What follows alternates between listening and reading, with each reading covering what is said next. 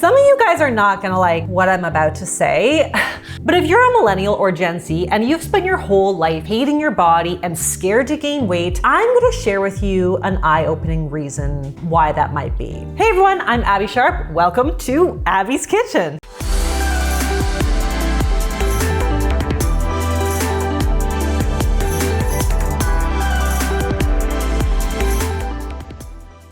In today's video, I want to talk about how popular media has shaped our perspective on being fat, as well as society's learned fear and disgust with people who actually are fat. Also, this really shouldn't be a controversial video, but it probably is going to make a lot of people mad. I don't know, I just find like whenever I empathize with or even just attempt to shed light on some of the dehumanizing actions and beliefs directed at people in larger bodies, people get kind of pissed. Like for some reason, raising awareness on societal fat phobia gets people really riled up, and it just feels like my message becomes equated with me glamorizing obesity. Let me make this super crystal clear here. I'm not downplaying any of the health risks of carrying excess body fat, but I also don't believe that this excuses the vitriol that I see against larger bodied folks, which has been proven to result in discrimination and inequalities in education, employment, and healthcare. So definitely hit up my description for a disclaimer. I will be talking about body weights and dress sizes specifically in some cases, which I can imagine could be triggering for a lot of folks to hear. So speaking of kids, quick little story time here.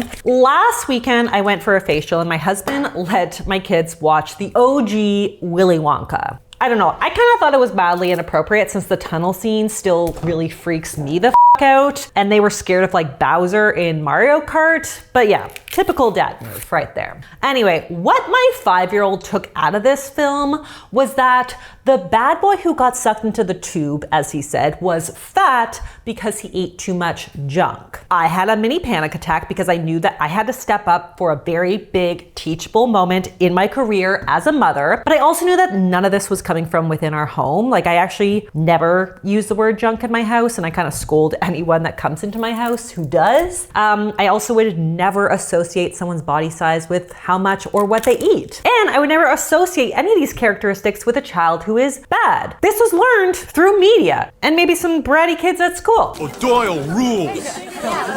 Anyway, this got me thinking a lot about different movies and how they portray fatness, and also the profound effect that this has on individuals and societal beliefs about fat people. So when I was thinking about movies and fat characters, the first thing I realized was that most of them aren't actually f***ing fat. Like if the camera adds 10 pounds, Hollywood's portrayal of fat is also really effing skewed. Basically, one of two things tends to happen in Hollywood when it comes to fat characters. Either a thin woman plays the role and wears a fat suit, aka Gwyneth and Courtney Cox, which is holy so gross and so problematic and explicitly fatphobic, or an actress who is only slightly larger than like the Hollywood standard is cast, and they're put alongside a cast of like super uber thin actors, and then we're gaslit into believing that she's a big girl. And this is really where fat phobia is more covert and sneaky. But obviously, if you guys watch my channel regularly, I know you are now gonna catch it. Exhibit 1,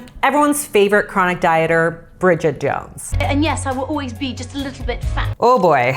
Like, let's set the record straight on what's a bit fat.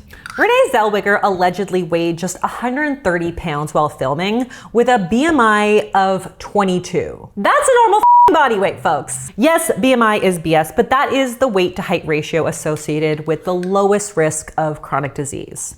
And yet, her character's whole personality is being the fat one, always trying to and always failing at losing weight. Exhibit 2, America Ferrera in Ugly Betty. I mean, the name alone really says so much about what they're trying to portray. Like, I cannot say that this show has aged particularly well. But if you've seen the show, you know that Betty's weight and looks are literally the punchline of every episode. She's always eating the bad food that the models won't touch, and she's badgered by her co-workers to try to lose weight all the time. And in this really truly grotesque scene, she's mocked when she's forced to model in a tight, revealing outfit. Give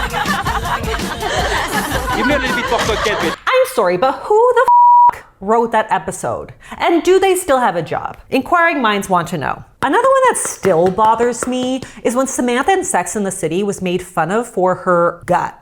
Mother of God, what's with the gut? Well, she's eating something out there.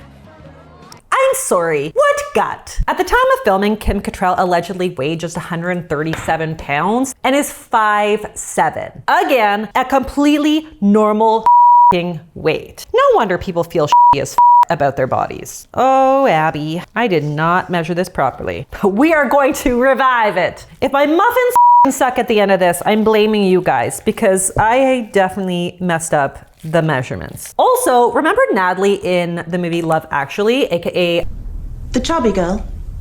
Love that movie, but again, yikes. He said no one's gonna fancy a girl with thighs the size of big tree trunks. Not good. Like, despite being a straight-sized woman, Natalie is frequently called chubby or plumpy or described as having a sizable ass and like thighs like tree trunks. It's up. And perhaps one of the most asinine examples that I can think of is Anne Hathaway in The Devil Wears Prada. I don't know what you expect me to do.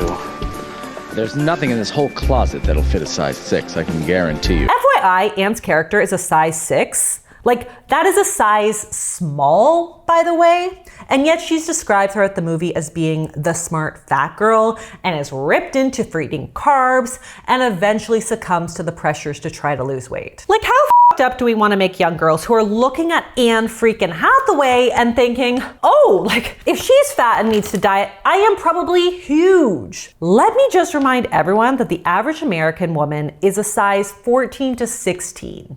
Like, these fat girls in movies are anywhere between a size 4 and 12. And when the scripting doesn't make like a big to-do about their fatness, the public basically just fills in the gaps. So for example, critics called out Jennifer Lawrence in The Hunger Games for not looking hungry enough for the role. Likewise, Melanie Lynskey was also called out for being miscast for her role in Last of Us when a tweet suggested that her body said life of luxury, aka access to all the food. Like, what an embarrassing and ignorant thing to say. So yeah, problem number one, most fat characters in movies or shows aren't actually fat. But the other big issue that I saw when I was really reviewing the media comes back to what my 5-year-old son saw too. And that is that fat people are often portrayed in really undignified or unflattering light. Basically, we either see them as gross and lazy, or as villains,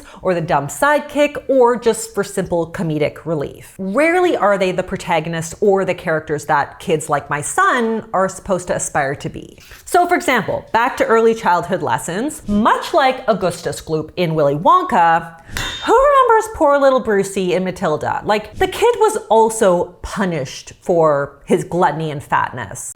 Now, eat it.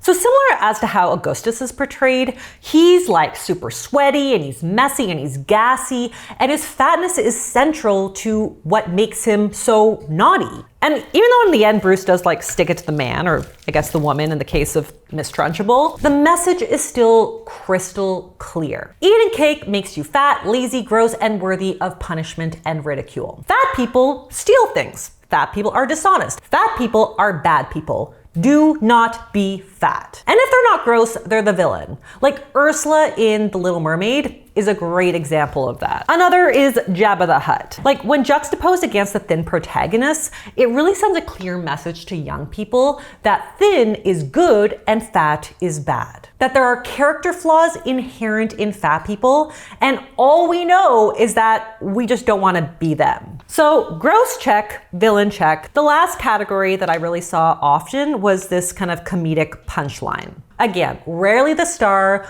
often they're the dumb, silly, aloof, or gluttonous sidekick. Fat Bastard in Austin Powers is really a good example of this grossness meets comedy. And I'm not a prude, I actually think that Mike Myers is genius in this series, even though I'm not sure that this movie would really fly today. But even a quick reflection on the name, the Fat Bastard, is associating fatness with like a literal slur. I really can't think of many skinny actors or characters that are farting excessively, sweating profusely, and singing about unhealthy food. Want my baby back, baby back, baby back, baby back, baby back ribs. Again, it's really not a very dignified look, and especially when held against the thin, fit, midriff-bearing Beyonce, you can see how it serves to basically reinforce a lot of the negative stereotypes about larger-bodied folks. And there are so many examples of this. Fat Amy from Pitch Perfect, Paul Blart from Mall Cop,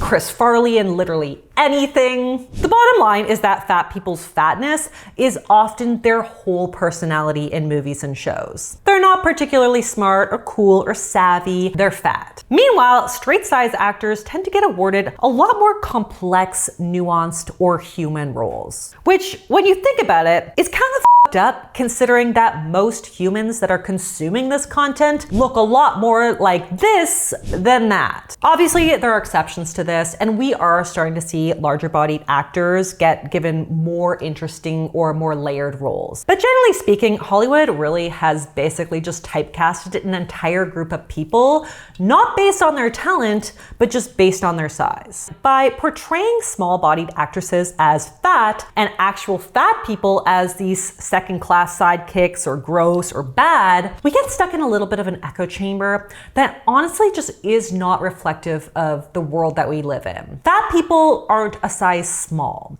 Fat people aren't necessarily all lazy or bad. I mean, I know people don't like when I use the word fat phobia because it is uncomfortable to unpack our own biases against people in larger bodies.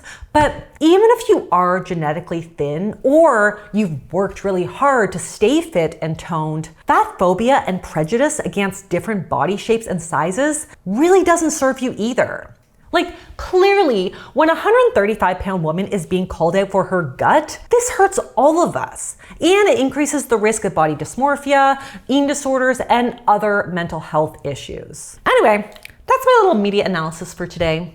I do really thoroughly enjoy this work because I think it makes me a more savvy consumer and also makes me more mindful of what I want my kids to consume. Or at the very least, it just helps me become better prepared for these much needed teachable moments as they come up. Anyways, I would love to know what characters or movies I maybe missed. This was in no way supposed to be some kind of exhaustive list. I thought of so many more than this. I could go on all day. Don't forget to check out my new free Hunger Crushing Combo ebook below, and I'll see you next time on Abby's Kitchen.